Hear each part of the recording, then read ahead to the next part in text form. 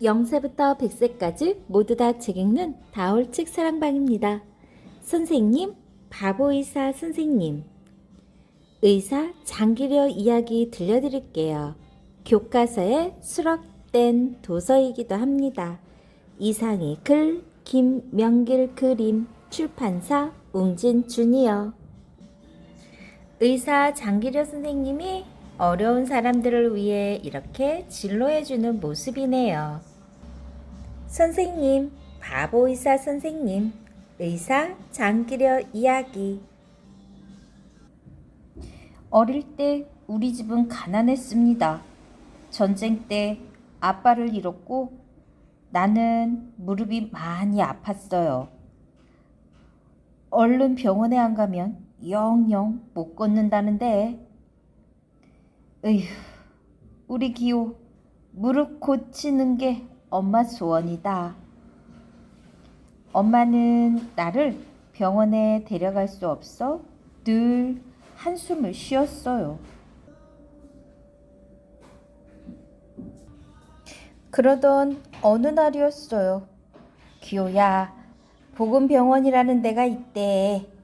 우리 같이 가난한 사람들 돌보려고 만든 병원이라 치료비를 아주 조금만 받는데 아주 이름난 의사 선생님도 계신다니 우리 기호 무릎도 감쪽같이 고쳐주실 거야. 그런 병원이 있다니 꿈만 같구나. 과연 우리 엄마의 소원이 이루어질까요? 아주 오래된 이야기는 아니에요. 내가 어렸을 때 만난 사람 이야기랍니다. 가난하고 병든 아이를 따스하게 보살펴준 사람 이야기. 그 보살핌 덕분에 건강하게 자라난 아이가 다시 가난하고 병든 이웃을 보살피는 사람이 된 이야기입니다. 선생님, 바보의사 선생님. 수술을 해도 완전히 낫기는 힘들겠어요. 하지만 병이라는 게 의사가 다 고치는 건 아니거든요. 꼭 낫겠다. 기호가 그렇게 마음먹고 노력하면 또 모르지요. 내 무릎을 진찰하던 장기려 선생님이 말해요. 엄마가 슬그머니 내 얼굴을 봐요. 나도 어리둥절해서 엄마를 쳐다봤어요. 이름난 의사 선생님이라더니 잘못 알았나 봐요. 훌륭한 의사 선생님이라면 이렇게 말할 텐데 말이에요. 걱정 마세요. 내가 다 고쳐줄게요. 지금부터 내 무릎을 수술할 거래요. 그런데 장기려 선생님이 내 손을 꼭 잡고 중얼중얼하고 있어요. 수술을 너무 지나치거나 모자라지 않게 해주십시오. 법칙에 맞게 해 나갈 수 있도록 힘을 주십시오. 참, 암만 생각해도 이상한 의사 선생님이에요. 하지만 사실은 내가 더 이상해요. 수술실에 들어올 때는 부들부들 떨렸는데 지금은 하나도 겁이 안 나요. 그저 수술을 어떻게 할까 궁금한데 점점 졸려요. 눈이 자꾸 감겨요. 아, 참 따뜻한 손이에요. 장기려 선생님 손이에요. 어느새 캄캄한 밤인데 선생님은 왜 안 자는 걸까요? 나처럼 늦게 자고 싶은 걸까요?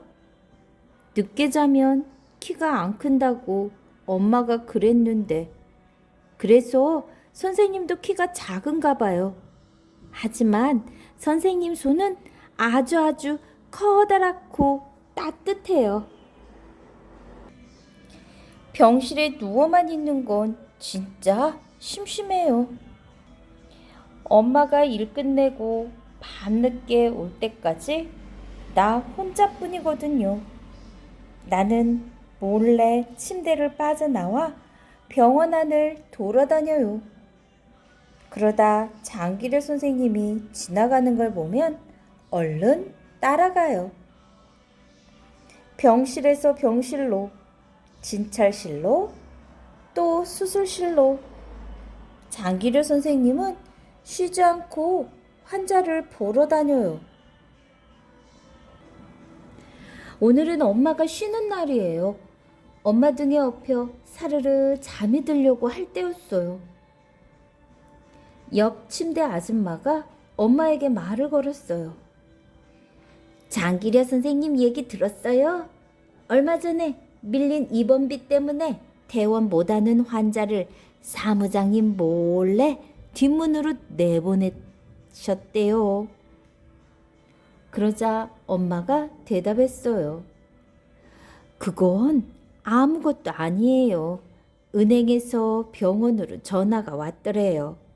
어떤 거지가 선생님 수표를 가지고 있으니 확인해 달라고요. 틀림없이 훔치거나 주운 것이라 생각했는데 세상에 월급 받은 걸 통째로 준 거였대요. 남한테는 그리 베풀면서 정작 선생님 가오는 소매가 나달나달 하던데. 월급 많이 주면서 모셔가려는 병원도 많은데 우리같이 없는 사람들 돌보려고 사서 고생하시는 거래요. 그래서 별명이 바보 의사라잖아요. 선생님이 바보 의사래요. 장기려 선생님은 바보 의사 선생님. 며칠째 장기려 선생님이 안 보여요. 병원이 텅 빈 것 같아요. 밤마다 선생님이 오셨나 발자국 소리가 날 때마다 눈을 떠요. 어쩐지 수술한 다리가 더 아픈 것 같아요. 도대체 선생님은 어디 간 걸까요? 너무 일을 많이 해 병이 난 걸까요? 나는 선생님을 찾아가 보기로 했어요. 간호사 누나가 가르쳐준 대로 병원 옆으로 난 오솔길을 따라갔지요. 하얗고 작은 집. 여기가 장기려 선생님 집이래요.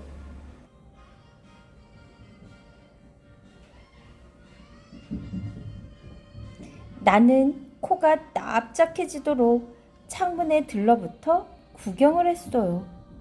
방 안에 책상, 책, 침대, 그리고 갑자기 커다랗고 따뜻한 손이 내 어깨를 만졌어요.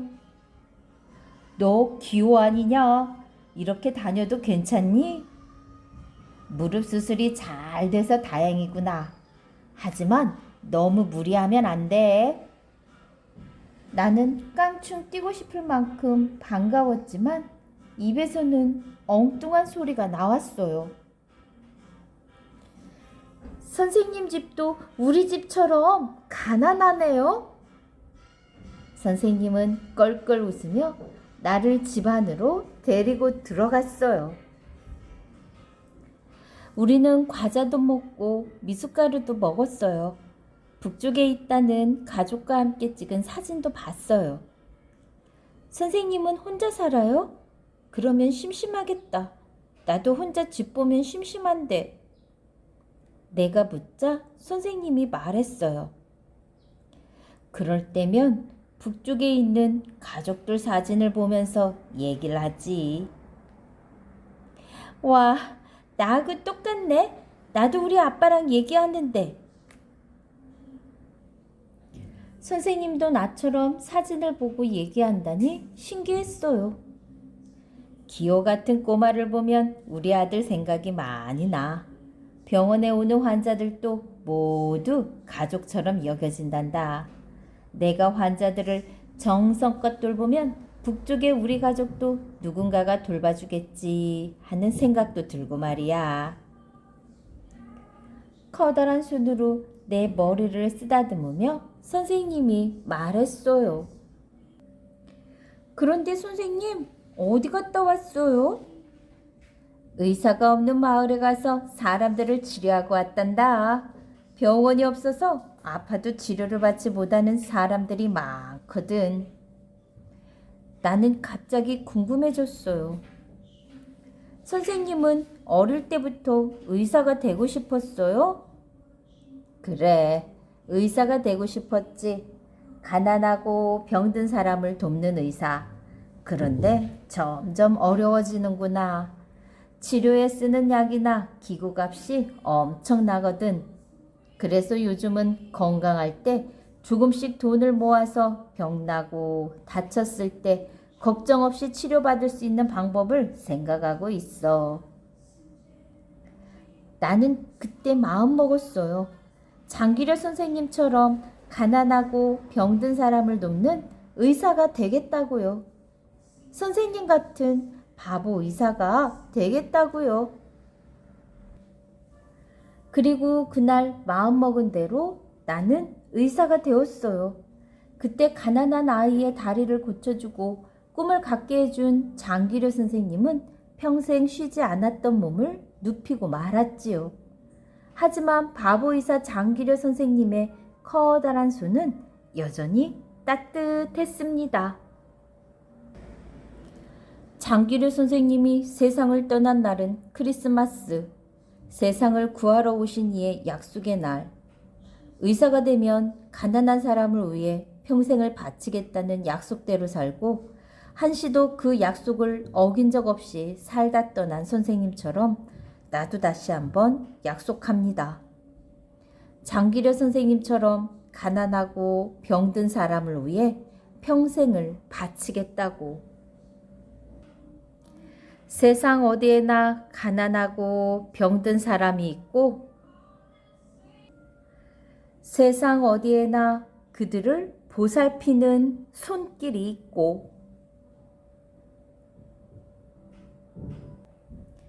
가난하고 병든 사람들에게 남김없이 자기를 바친 사람, 그 사람처럼 살아가는 이야기는 오늘 또 이어지고 있습니다.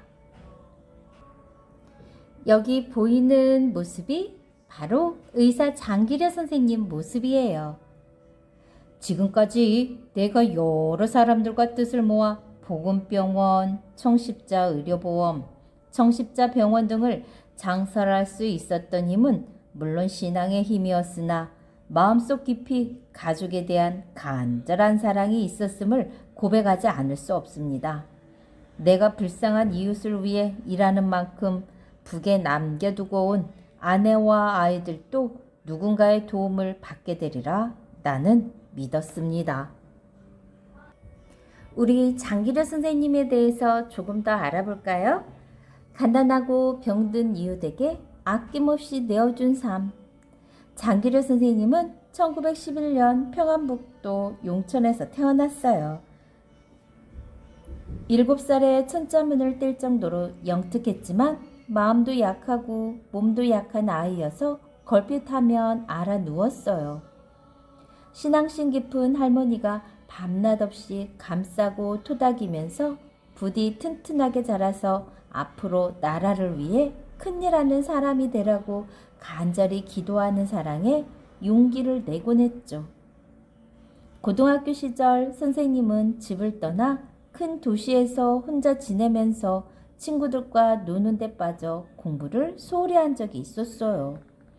그 탓에 자신이 원하는 의과대학에 들어갈 수 없게 되자 밤새워 공부하면서 합격하면 훌륭한 의사가 되어 평생 의사 한 번 못 보고 죽어가는 사람들을 위해 일생을 바치겠노라고 기도했죠. 그 뒤로 선생님은 이 기도의 약속에 한치 어긋남 없이 살아갔어요. 1940년 30살의 이른 나이로 의학 박사 학위를 받자마자 선생님은 애써 가난한 환자들이 몰리는 병원을 택해 의사 생활을 시작했어요. 치료비가 모자라는 이들을 대신해 월급 봉투를 내어놓기 일쑤여서 부인이 삭바느질로 살림을 꾸렸죠. 이 무렵 선생님은 환자를 돌보는 틈틈이 연구에도 힘써서 1943년에는 우리나라 최초로 간에 붙은 암세포 조직을 떼어내는 수술에 성공했어요. 그래서 죽을 수밖에 없었던 수많은 간암 환자들이 새 생명을 얻게 되었죠. 6.25 전쟁은 선생님 가족을 엄청난 불행에 빠뜨렸습니다. 둘째 아들 가용이만 데리고 피난을 떠났던 선생님이 38선이 그어지는 바람에 가족이 있는 평양으로 돌아갈 수 없게 된 거예요. 선생님은 낯선 부산에서 피난살이를 하게 되었습니다. 두려움과 슬픔을 참고 내가 이웃에게 베푼 만큼 북에 두고 온 내 가족들도 누군가의 도움을 받게 되리라 믿는다. 그렇게 생각하며 정성을 다해 육군 병원의 부상병들을 돌보았어요. 그러면서도 선생님은 병원 담 너머에서 피난민 환자들이 거리에 쓰러진 채 죽어가는 것이 안타까워 발을 동동 굴렀어요. 치료비와 약값을 받지 않는 무료 병원을 세울 수 있으면 얼마나 좋을까. 마침 전영창이라는 미국 유학생이 모금한 돈을 들고 찾아오자 선생님은 1951년 교회 창고에 손수 짠 나무 침대와 칸막이 몇 개를 들이고는 무료병원 복음진료소를 열었습니다. 아무도 보살피지 않는 거리의 환자들을 정성껏 치료해 살려냈죠. 선생님의 선배와 후배와 제자들도 틈나는 대로 달려와 선생님을 도왔어요. 뛰어난 의술로 알뜰히 보살피는 이 무료병원은 환자들이 늘어가면서 규모가 점점 커져갔어요. 직원들도 자꾸 늘어났지요. 그러다 병원 운영이 힘들게 되자 지금 돈으로 600원 정도 아주 적은 치료비를 받기로 했어요. 하지만 병원을 관리하는 비용과 직원들 월급을 맞추기에도 턱없이 모자랐습니다. 좋은 생각이 떠올랐어. 식구 수만큼 월급을 나눠주는 거야. 선생님의 희한한 계산법 덕분에 식구가 많은 병원의 운전기사가 아들과 둘이 사는 선생님보다 훨씬 많은 월급을 받기도 했어요. 하지만 그런다고 병원의 부담이 줄어들진 않았죠. 가난한 환자의 아픔도 줄일 수 없었지요. 고민하고 있던 선생님은 덴마크에서 유학하고 돌아온 농촌운동가 최규철이 의료보험제도 이야기를 하자 눈이 번쩍 띄었어요. 우리도 그렇게 해야 돼요. 전 국민이 매달 조금씩 돈을 내어 모아뒀다가 언제든 병이 나면 그 돈으로 부담 없이 치료를 받을 수 있게 하는 거예요. 그렇게 해서 1968년 5월 13일 부산에서 우리나라 최초의 의료보험조합 청십자 의료보험조합이 탄생합니다.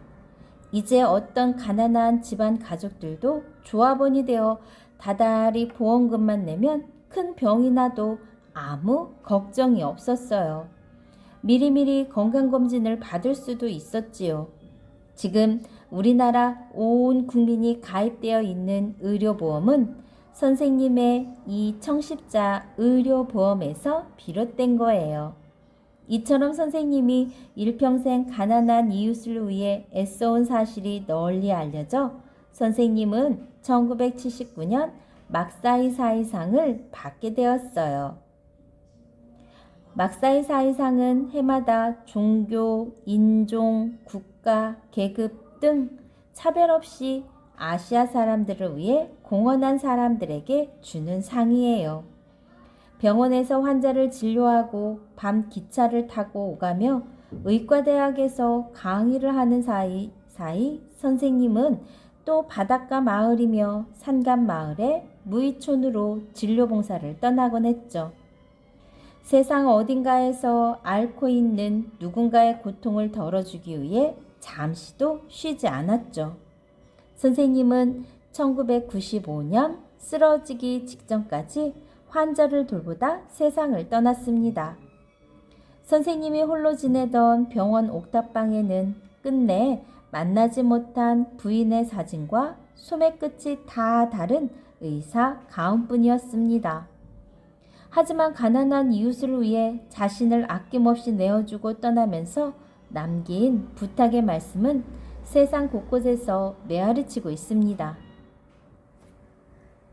우리 주위 어딘가에 병든 이웃과 가난한 이웃이 있다는 사실을 잊지 마세요. 여러분들은 선생님이 들려주는 이야기를 들으면서 어떤 생각이 들었나요?